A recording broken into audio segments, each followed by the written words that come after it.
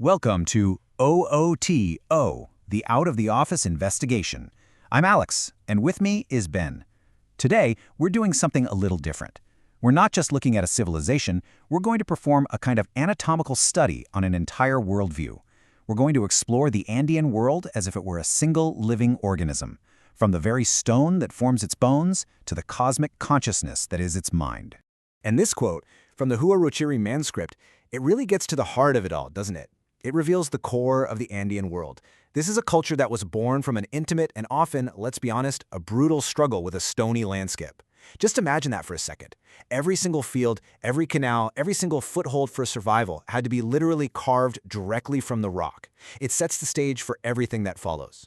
Exactly, Ben. So our journey today is going to follow the layers of this anatomy. We'll start with the body itself, the living land. From there, we'll dig into the philosophical soil, what we're calling the roots of reciprocity. Then, we'll see how they engineered a sacred world, examine their incredible monuments of time, try to understand their unique cosmos, and finally, see how this entire worldview endures even today. Right. So first up, the living land.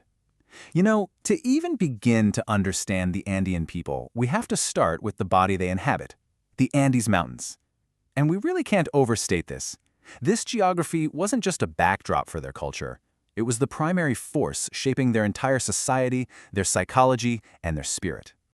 It's a fascinating shift in perspective. We think of identity today with these neat, horizontal borders drawn on a map. But for thousands of years, the Andean world was defined vertically.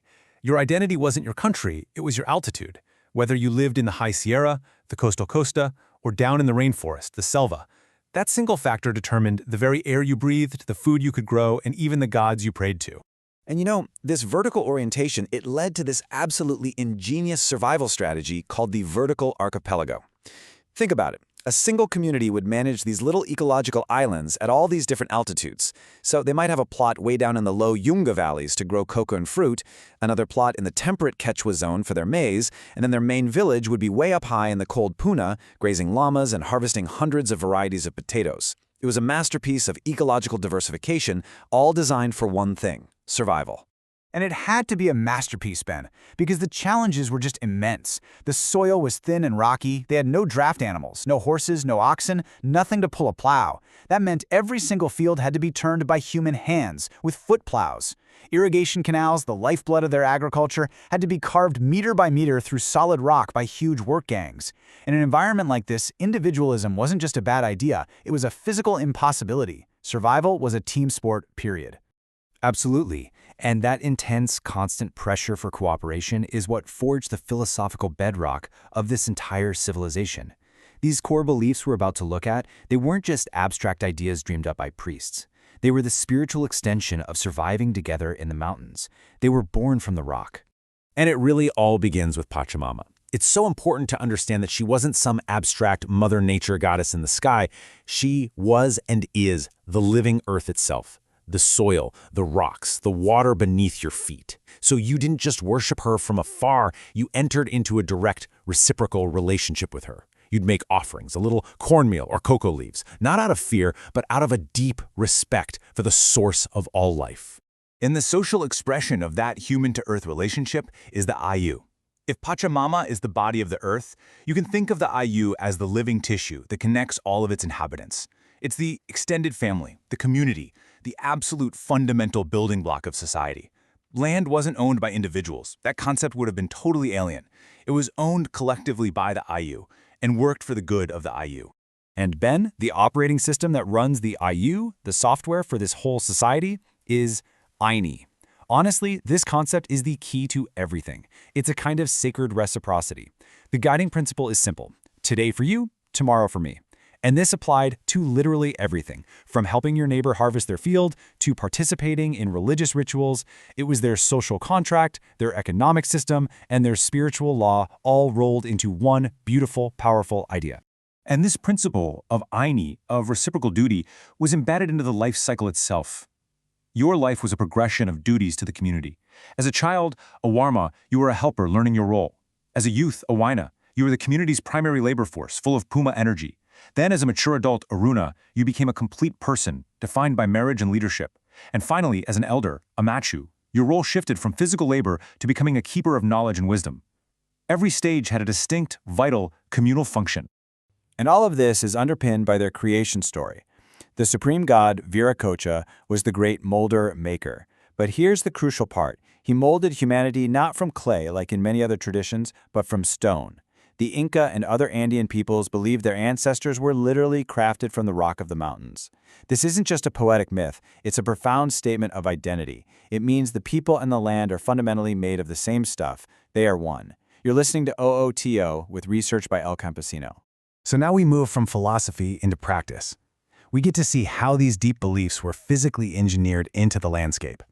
This is where the sacred becomes intensely practical, where they literally built the organs and veins of their world. And there's no better example of this than the terraces, the famous andenes. On one level, they were absolute masterpieces of engineering. They created arable land on 45-degree slopes. They had layers of stone and gravel for drainage, and the stone walls would absorb the sun's heat during the day and radiate it back at night, protecting the crops from the brutal mountain frost. But at the exact same time, they were sacred. Building a terrace was a physical offering to Pachamama, a way to dress her and make her fertile. Each one was basically a prayer rendered in stone, a physical dialogue with the living mountain. And that same exact duality applied to water. The aqueducts and irrigation channels that crisscross the empire, some for hundreds of miles, they weren't just plumbing. They were understood to be the very veins of the earth carrying the lifeblood of the Apus, the great mountain spirits. So managing water wasn't just an engineering task, it was a sacred responsibility to keep the living land's circulatory system flowing properly. Just look at that number, 25,000 miles. That's the estimated length of the Capac Ñan, the great Inca road system. It was the empire's circulatory and nervous system. And the mind-boggling thing to remember is this entire network was built without wheels, without draft animals, and without iron tools. It was powered entirely by human labor, organized through Aini. It's a testament to the power of that core principle on a continental scale. So all of this incredible infrastructure naturally leads to their monuments of time. Because these great constructions, the roads, the temples, the cities, they were more than just functional. They were massive, permanent instruments designed to interact with the cosmos and literally anchor it to the earth. To really get that, then, we have to understand the concept of a waka. A waka is any place or object that is infused with sacred energy. It could be a spring, a strangely shaped rock, a mummy of an ancestor, or, most importantly, a man-made temple. The great monuments were understood to be living wakas, intentionally constructed to capture, channel, and amplify the sacred energy they believed was flowing through the landscape. The stones themselves were seen as conduits for spiritual power. A perfect example of this is the Intihuatana stone, which you can find at sites like Machu Picchu. Now, functionally, it's an incredibly precise solar clock. Its angles and shadows mark the solstices and equinoxes perfectly. But its name in Quechua, hitching post of the sun, reveals its true sacred purpose. During the winter solstice, the shortest day of the year, priests would perform a ceremony to symbolically tie the sun to the stone, to plead with it and ensure it wouldn't abandon the earth, and would begin its journey back. And they applied this principle to their entire capital city, Cusco. The city's layout was designed in the shape of a puma, a sacred animal. From its heart, the Coricancha, or Temple of the Sun, 41 invisible lines called siques radiated outwards, like spokes on a wheel. These lines connected hundreds of different wakas all over the valley, and many of them pointed precisely to where the sun, moon, or important stars would rise or set on holy days. The city wasn't just a place to live, it was a massive, functioning map of the heavens and the empire all in one. You're listening to OOTO with research by El Campesino. Okay, so from the engineered organs of the empire, we now move up to the mind of this living world, its unique and beautiful cosmos. And what we find is that its celestial anatomy was dramatically different from the Western tradition of just connecting the dots between bright stars. The Andean cosmos, or Pacha, is made of three interconnected realms. You have the upper world, or Hanan Pacha, the realm of the sun, moon, and stars. You have this world we live in, the Kai Pacha, and you have the underworld, the Uku Pacha, which is the world of the ancestors and the seeds waiting to be born. But the crucial thing here is that these weren't separate places like heaven and hell. They were coexisting, interpenetrating layers of reality. And survival depended on maintaining a perfect balance between them all. And the bridge that connects all these worlds is the Milky Way. They call it Mayu, which simply means the river. They saw it as a literal celestial mirror of the great earthly river that flows through the sacred valley, the Vilcanota. They believed this cosmic river actually drew water up from the earth, carried it through the heavens, and then released it back down as rain, powering the entire water cycle. So the sky wasn't some separate, distant thing. It was a direct partner in the life of the earth. This is my favorite part. While Western astronomy focuses almost exclusively on connecting bright stars to make constellations, Andean stargazers gave equal, if not more, importance to the dark patches within the Milky Way. They called them Yana Puyu, the dark clouds. And in these absences of light, they saw all their important animal shapes. There was Yakana, the great celestial llama.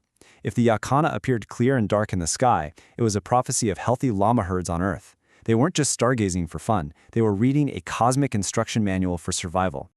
So this deep, deep connection to cosmic cycles, to balance, it provides a really unique perspective on upheaval and disaster.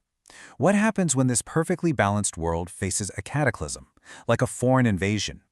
Well, the answer lies not in an end, but in the enduring seed of their worldview. Yeah, the key concept here is Pachacuti. It translates roughly to a turning over of time and space. Now, unlike a Western apocalypse, a Pachacuti isn't a final end to everything. It's a chaotic, often violent event where a great cycle of time ends. Cosmic disorder is forcefully corrected, and a new order begins. It's less of an apocalypse and more of a cosmological reboot.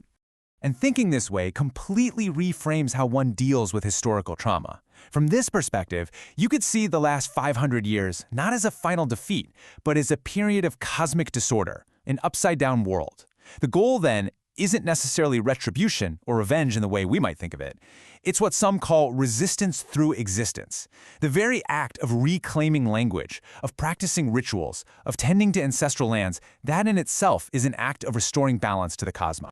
Which brings us to this incredibly powerful quote that I think summarizes the Andean spirit of endurance perfectly. They tried to bury us, but they didn't know we were seeds. And that's where our anatomical study concludes for today. The Andean world is not a fossil, it's not a relic preserved in stone. It is a living worldview, an enduring seed planted deep within the body of the mountain, just waiting for the cycle to turn once more. Thanks for joining us on OOTO.